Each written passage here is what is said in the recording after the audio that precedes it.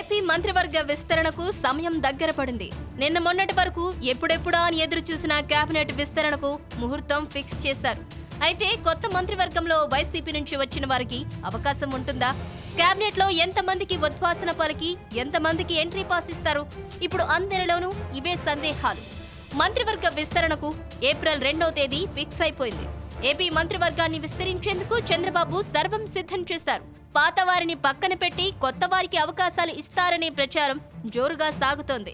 2014 ఎన్నికల తర్వాత జరిగిన మంత్రివర్గ విస్తరణను బేరుజు వేసి చూస్తే అప్పుడు ఏం జరిగిందో ఇప్పుడు కూడా అదే జరగనుందనేది కొందరి అభిప్రాయం.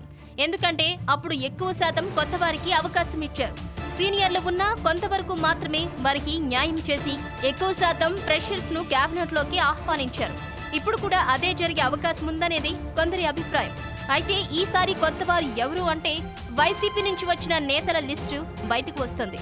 జగన్ పార్టీ నుంచి జంపింగ్ చేసిన ఎమ్మెల్యేలకు ఛాన్స్ ఇస్తారా ఇవ్వరా అనేది ఇప్పుడు ప్రశ్నార్థకంగా మారింది.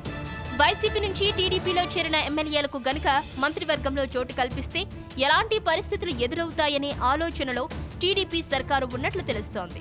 అయితే తెలంగాణలో తలసాని శ్రీనివాస్ వంటి వారికి పదవులు ఇచ్చినా ఆ తర్వాత 2/3 మెజార్టీతో పార్టీని విలీనం చేసుకున్నారు. దీంతో ఎలాంటి ఇబ్బందులు ఎదురుకాలేదు.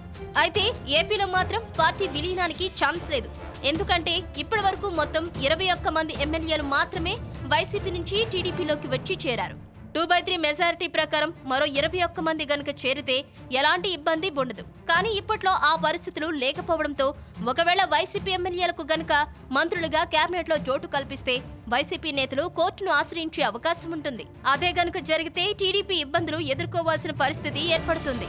ఈ నేపథ్యంలోనే ఏం చెయ్యాలనే ఆలోచనలో చంద్రబాబు ఊగిసలాడుతున్నట్లు సమాచారం.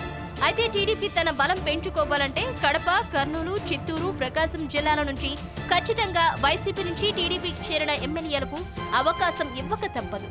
మొత్తానికి మంత్రివర్గ విస్తరణ అయితే ఏప్రిల్ 2వ తేదీన ఖాయంగా కనిపిస్తోంది. ఎలాగో లోకేష్ కు అవకాశం ఇస్తారు.